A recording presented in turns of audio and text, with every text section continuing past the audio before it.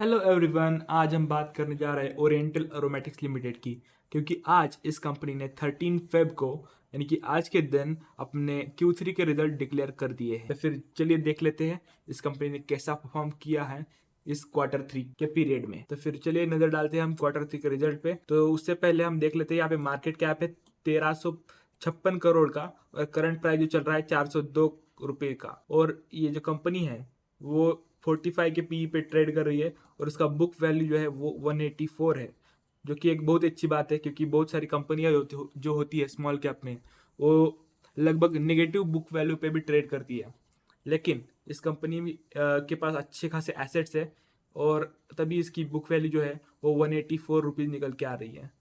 तो फिर ये अच्छी बात है इन्वेस्टर्स के लिए कि आप इस पर ट्रस्ट कर सकते हैं, ये एक अच्छी कंपनी है। तो फिर चलिए जल्दी से Q3 के रिजल्ट पे नजर डालते। तो आप यहाँ पे देख सकते हैं Q3 यानी कि दिसंबर 2022 के रिजल्ट आ चुके हैं और हम देख सकते हैं यहाँ पे सेल्स जो रजिस्टर किया है कंपनी ने वो है 199.42 करोड़।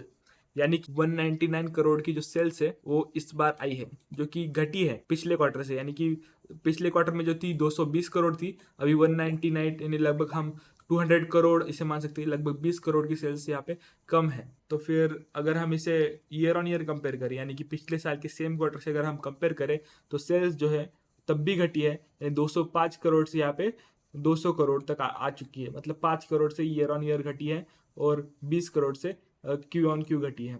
यानी कि सेल्स जो है वो ओवरऑल घटी है इस कंपनी की। और अगर हम एक्सपेंसेस पे नजर डालें तो एक्सपेंसेस भी बिल्कुल सेम लेवल पे, मतलब एक्सपेंसेस कंपनी ने घटाए नहीं है इस बार। फिर देखते हैं कंपनी की जो ऑपरेटिंग प्रॉफिट आया है वो निकल के वो आया है 14.5 करोड़ का। और जो ऑपरेटिंग प्रॉफिट मार्जिन है वो आया है 7.21% का, जो कि बड़ा है पिछले क्वार्टर के मुकाबले।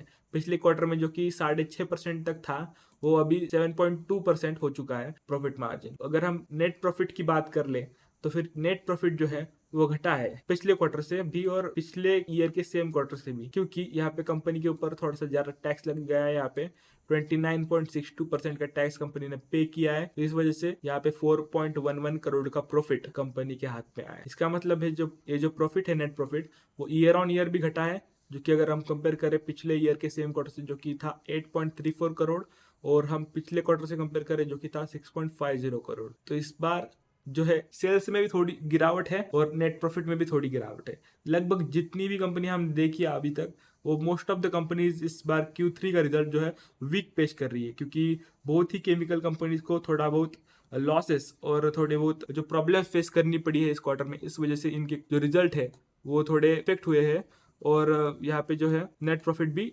डिक्लाइन हुआ है। लेकिन कोई बात नहीं है, लेकिन कोई बात नहीं, ये कंपनी जो है बहुत ही अच्छी कंपनी है।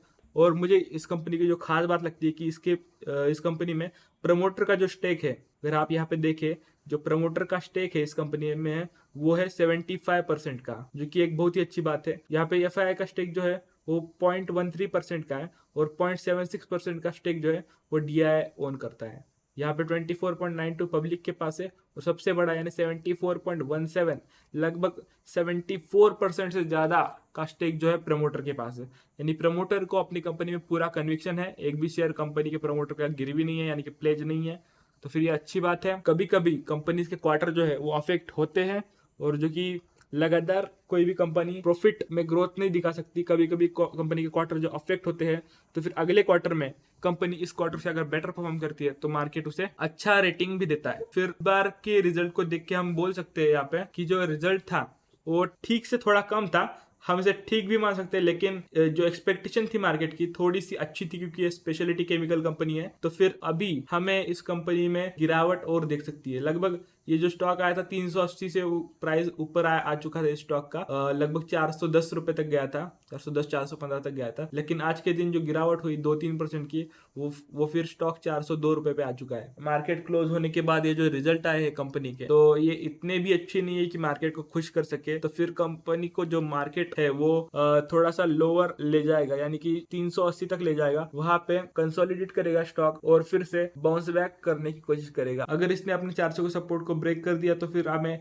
380 की लेवल यहाँ पे दिखेगी, जो कि इसके लिए सपोर्ट का काम करने वाली है। स्टॉक डाउन जाता है हमारे प्राइस यानी कि 372 के नीचे, तो फिर आपको यहाँ पे सेल करके एग्जिट हो जाना है स्टॉक में। अगर 372 का सपोर्ट अगर यहाँ पे नहीं टिक पाता तो फिर स्टॉक हमें 350 के लेवल भी दिखा सकता है। अगर मैं ओवरऑल एक लाइन में आपको बताने जाऊँ तो इस बार इस कंपनी का Q3 का रिजल्ट जो है वो इतना भी अच्छा नहीं आया है और इतना भी बुरा नहीं आया है, यानी कि लगभग ठीक ठाक सा रिजल्ट कंपनी ने दिया है, यानी कि परफॉर्म ठीक ठाक कंपनी ने किया है। हम यहाँ पे देख भी सकते हैं कंपनी को जो मिड रेंज परफॉर्मर का टैग मिला हुआ है मनी कंट्रोल में। यहाँ पे देख सकते हैं आप, मिड रेंज परफॉर्मर का टैग इस कंपनी को मिला हुआ है। फिर चलिए मिलते हैं अगले वीडियो में अगले स्टॉक के साथ, और फिर से करेंगे हम ट्रेडिंग की बात ट्रेड स्मार्ट लर्निंग के साथ। Thank you so much for watching.